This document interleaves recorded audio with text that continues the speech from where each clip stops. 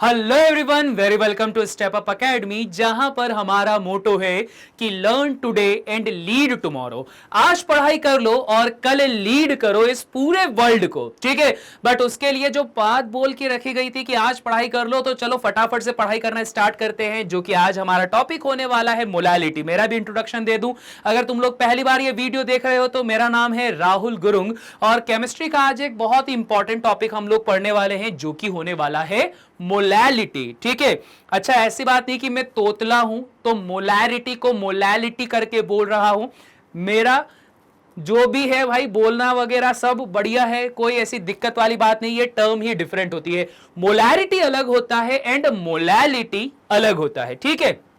चलिए जी, बात करते हैं यहां पे मोलैलिटी की। तो ये जो मोलैलिटी है वो एक्चुअली में है क्या? तो फॉर्मूला दिख रहा है, number of moles of solute upon में weight of solvent in kilogram, ये लिखा हुआ है। बट उसके पहले एक बहुत ही आईएमपी बात बताने वाला हूं, और वो आईएमपी बात आपके पास में ये है कि एक क्वेश्चन पूछा जाता है कि कौन कौन सी कंसंट्रेशन टर्म जो होती हैं वो टेम्परेचर पे डिपेंडेंट होती हैं और कौन कौन सी टेम्परेचर पे डिपेंडेंट नहीं होती है।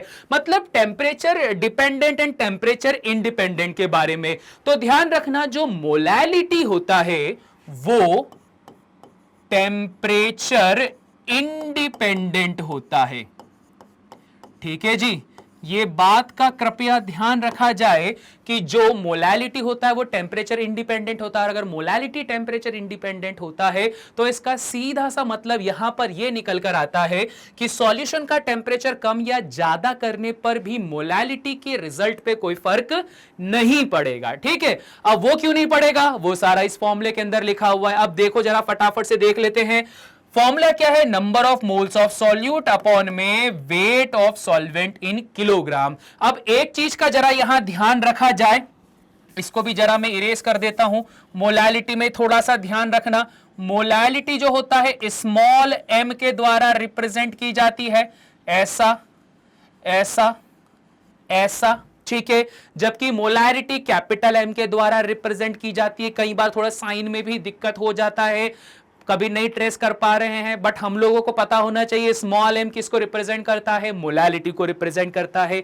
अब जरा इस बात पे आप लोग ध्यान दीजिए, क्या बात है कि number of moles of solute, तो भाई बहुत सिंपल सा है। Number of moles of solute क्या होता है? तो भाई नंबर ऑफ मोल्स का फॉर्मूला मैंने पहले भी बता के रखा है, गिवन मास जो कि होता है x अपॉन में क्या आ जाता है, मोलर मास। तो इसको मैं लिख देता हूं m करके, मल्टीप्लाइड बाय, अब क्या हो जाएगा, weight of solvent in kilogram. ये है सबसे इंपॉर्टेंट पार्ट, ठीक है।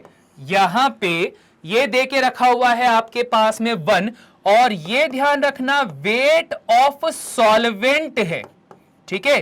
क्या दे के रखा हुआ है? वेट ऑफ सॉल्वेंट दे के रखा है। तो डिफरेंस जरा इस बात को समझो, सॉल्वेंट की बात कर रहे हैं, सॉल्यूशन की बात नहीं की जा रही है। परंतु आप लोगों ने देख के रखा होगा यार, वैल्यू तो ज्यादातर सॉल्यूशन की दी जाती है, तो सर सॉल्वेंट की कैसे निकाले? वो भी बहुत आसान है।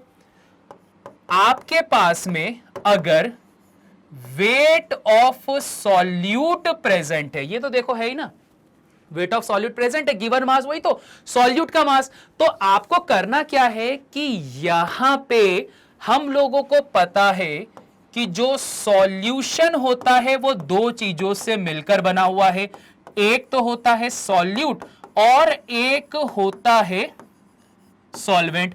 सॉल्यूट और सॉल्वेंट दो चीजें हमारे पास में होती हैं, तो कृपया इस बात का ध्यान दिया जाए कि अगर सॉल्वेंट की वैल्यू चाहिए तो क्या कर दिया जाएगा, सॉल्यूशन में से सॉल्यूट को माइनस कर दिया जाएगा। तो क्या मिलेगा, वेट ऑफ सॉल्वेंट अगर आपको निकालना हो तो weight of solvent is equal to क्या हो जाएगा, weight of solution minus weight of solute. तो ये लीजिए, बड़ा सिंपल सा है। सॉल्यूशन के बारे में तो दिया जाता है, सॉल्यूट भी आपके पास में गिवन है, तो इस तरह से वेट ऑफ सॉल्वेंट आप फाइंड आउट कर सकते हो। और भाई बात अगर किलोग्राम की है, पर मुझे पता है क्वांटिटी हमेशा कम ली जाती है, ग्राम्स में ली जाती है, तो उसके लिए क्या किया जाए, उसके लिए भी बड़ा आसान सा तरीका है। यहां पर लिख दिया x अपॉन में, यहां पर लिख दिया mm मल्टीप्लाइड बाय 1000, सिर्फ इतना कर दो। तो जो आपका वेट इन किलोग्राम है वो वेट किस में कन्वर्ट हो जाएगा?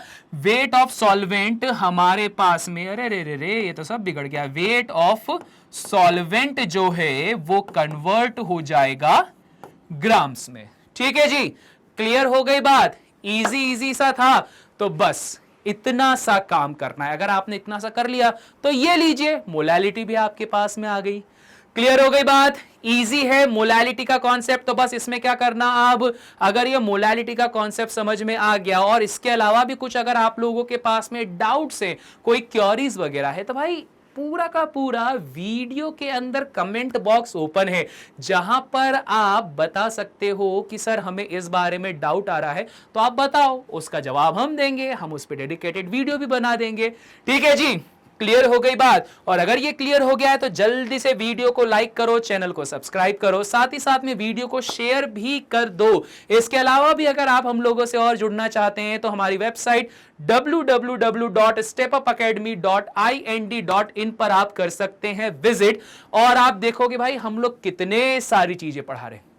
ये सारी चीजें आपको यहां पर अवेलेबल हो रही है। ठीक है, और ये सब क्यों हो रहा है? बड़ी आसान सी बात है सर, ये देखो, learn today and lead tomorrow, ये जो कॉन्सेप्ट होता है ये बहुत ही ज्यादा जरूरी है। जब तक आप लर्न नहीं करोगे, आप खुद से आज नहीं पढ़ोगे, तब तक फ्यूचर में लीड नहीं कर पाओगे। और हमें तो लीड करना ही है यार, भारत को हमें आगे बढ़ाना है, इस पूरे वर्ल्ड को लीड करना है भारत के द्वारा। सो ये बात ध्यान रखो कि पढ़ना बहुत ज्यादा जरूरी है। ठीक है, तो इसी नोट के साथ में करते हैं इस लेक्चर का एंड। मिलते हैं आप सभी से नेक्स्ट लेक्चर में, तब तक के लिए सभी को टाटा बाय बाय।